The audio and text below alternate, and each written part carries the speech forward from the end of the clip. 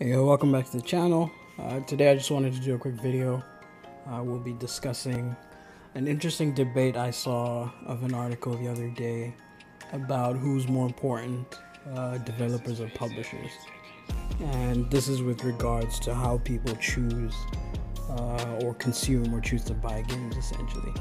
And the article was just discussing, like where do people's allegiances lie.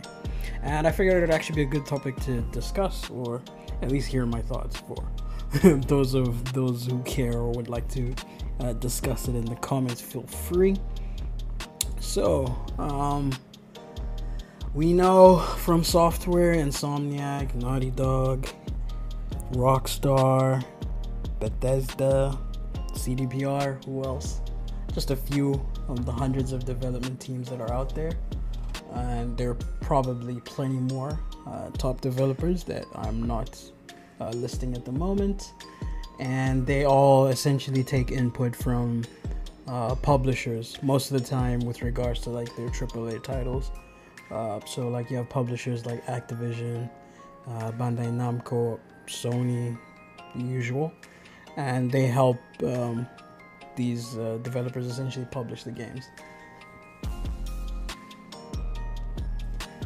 And so while some franchises and developers tend to be exclusive to specific publishers, there are a number of them that work across the industry, and I think most of us call them third-party games. So excuse me.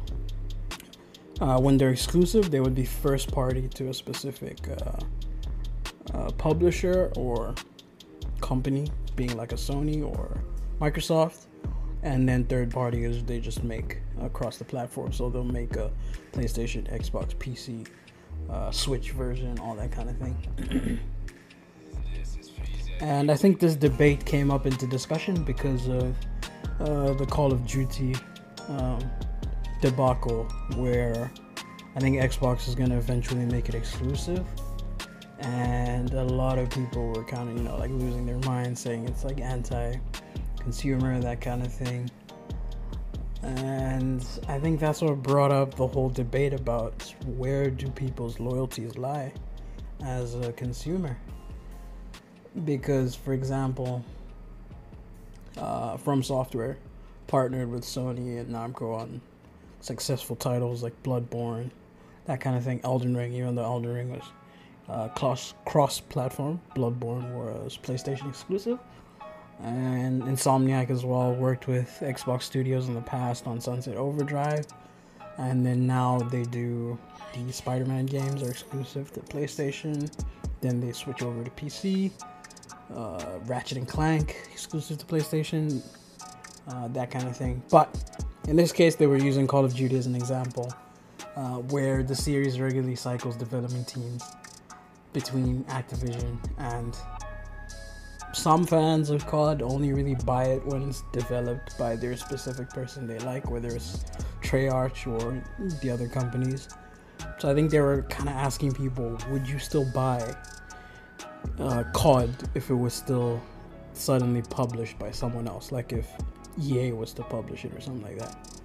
And again, just hinting on that discussion of where do people's loyalties lie. Would you take a chance on a COD developed by a new studio that's never done it if Activision was still publishing it? Or another title, let's say like Assassin's Creed, was developed by someone else and went away from Ubisoft, that kind of thing.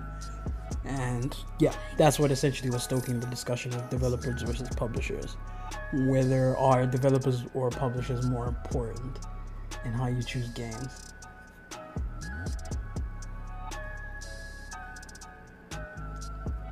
Like, how do you feel about developers and publishers within themselves? Which has a more significant effect on your decision to buy a game? And are there any games that you consider an automatic purchase based on the developers or publishers? And so in my case, answering the questions, how do I feel about developers and publishers? I don't really mind. I actually enjoy competition, and I want the games to be good for everyone. Like, just because I don't play a game doesn't mean I want it to be bad, that kind of thing. Or just because I don't like a developer or like a publisher, I wouldn't wish ill on their games or anything like that. Because at the end of the day, if all the games are good and the competition is up, it forces everyone to up their game. And I'm always using this example with like FIFA, for example. If EA had a lot of competition with FIFA, they used to have competition with Konami, but we know what happened there with eFootball becoming free to play. But if EA had competition, they'd be forced to up their game, because like we see in the other genres, your hand kind of gets forced when the consumer has options. And it's not that the consumer will end up choosing your game instead of buying another game, but it kind of just forces you to up your level, because then the consumer will have to think about buying your game if it's bad, that kind of thing. Whereas when they don't really have a choice, they still buy it. Like FIFA, for example, I've mentioned it multiple times. I'm a hypocrite because I still play it, but I only play it because I love football. But essentially, it's been mid since like 2015, so but that's another discussion for another day. And then which has a more significant effect on my decision to buy? I would say the past history of the games. I think for me personally, that has the biggest influence. Past history, and whether it's a first party game. So in my case, again, I'm not one for the whole console wars thing, but again, you do know about my channel, I play PlayStation games. So for me, I think first party, any of the first party PlayStation games, I tend to trust, because they've never let me down, aside from maybe Days Gone on launch, because I guess Sony has a certain level of quality assurance where something like what happened with Cyberpunk wouldn't happen if it was a first party. And I'd imagine it goes for the same for Xbox first party games. The chances are of like the big publisher letting something like that happen or come out unpolished is very low. So again, first party PlayStation studios, I tend to trust them, because I'm like, okay, I know this game is gonna have a certain level of quality, even if it needs like a day one patch, that kind of thing. It's not gonna be broken. It's gonna essentially be, whether or not it's a good game, that's a whole other debate, but it'll be completed, not buggy, that kind of thing on launch. And so Days Gone, like I was saying, Days Gone is the one time that I got burnt. And Days Gone, it's still one of my favorite games ever, but I got burnt because it was bad on launch, because of all the bugs and all the glitches and everything. But as time went on, the game got polished and cleaned up and everything. So that's the one game that comes to mind for me where PlayStation fumbled the bag. Sony like let that release in that state that it was. And going back, significant effect. And yeah, so that, and then whether or not the history of the game. So like, for example, I always bring up the God of War franchise, which is my favorite franchise growing up. The reason why I'll always trust God of War games is because Sony Santa Monica have never led us astray. There's God of War games that I haven't like loved that much throughout the franchise, but I know they've always been good games. So given their history, I'll always trust them. And same goes for other publishers. Even like Naughty Dog, all their games, whether it's the Jack and Daxter franchise, The Last of Us, the success with The Last of Us, it's easy to trust them as a publisher. And then cases where sometimes that could backfire is CD Projekt Red, maybe. Going back to the Cyberpunk example, even though they notoriously have buggy launches, but like what happened with Cyberpunk was a whole other level. But given their track record of games, I would say buyers would be inclined to trust them by default. But knowing the history of how their launches have gone, that also means that people know that risk of could be a buggy game on launch, that kind of thing. And then the final question I had was, are there any games you consider an automatic purchase based on the developer or publisher? And yeah, so again, I already indirectly answered that. For me, automatic purchase, I would say, in my case, first party PlayStation Studios games. Day one buy.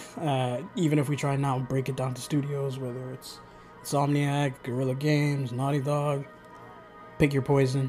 Any of those, I can pretty much trust them and know that, okay, they're going to give me a certain level of quality. Whether or not I enjoy the game is a whole other debate. That's why there's certain games I don't play even though they're good. I give the example of Returnal. Returnal was a sensational game, but it's not really my genre of games. I skipped it, but still enjoyed watching people play the game, and I still think it's a very good game. So who deserves more credit for a game's success or failure in the end? Are there any developers or publishers that give you concerns, considering buying games? And if the next installment of your favorite franchise were to change to a developer or publisher you didn't care for, would you still purchase it? Now, in this case, I think it would have to depend, because I'm a bit of a hypocrite in this case. Because, for example, Ubisoft, they made one of my favorite franchises growing up, the Ghost Recon franchise, and Splinter Cell.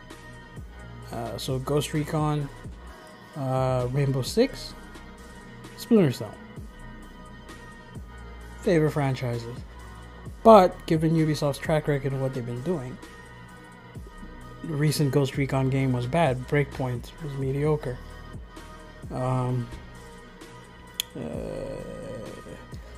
Rainbow Six has gone downhill, but that's a whole other. That's not like Ubisoft's fault. That's just the direction they took the game in. Splinter Cell has been buried under thousands and thousands of projects and is to never be seen again. I think they're going to be remaking it, if I heard that correctly, and I will be covering that on the channel as well. But again, then we take Far Cry and Assassin's Creed. I bought their last Far Cry 6, and I enjoyed the storytelling, but the game was, there was a lot left to be desired in the game. Assassin's Creed, again, that's another franchise. Assassin's Creed is where I actually drew the line. I stopped buying Assassin's Creed after Origin, because I was just like, nah, I can't keep buying this game over and over, like knowing what the fuck is wrong with the game, and they just choose to not address it. So I just chose to stop buying it. So maybe I would say I'm hypocritical in certain situations, because again, FIFA, I know what I'm getting with FIFA. It's gonna be a mid game, but I love football so much that kind of overrides the logic in me to be like, no, don't support EA. So I'll still buy the game, but I won't, like, you won't find me with microtransactions, all that other. I'll just purchase the game, give them that much of a support, and then just never do anything else beyond that. But yeah, so I would say it's case by case in the end. And yeah, I figured it would just be a good discussion to have. Hopefully I didn't ramble around too much. I'm still trying to do these style of videos.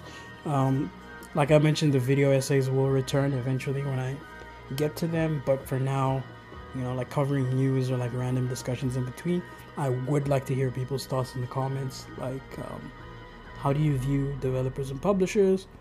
Are there certain publishers you like to the point that you'll be blinded? Same goes for developers. Or if your favorite game was to suddenly be published by someone else, would you draw the line? Like for me, I think a quick example that comes to mind, I would draw the line if God of War IP was sold to like Ubisoft. I would draw the line there, and I would probably do what I did with Assassin's Creed and just stop buying it until the game is good again. But it is what it is. But yeah, let me know your thoughts in the comments. As always, have a dope ass week. Stay safe, stay dangerous, stay healthy, and peace out.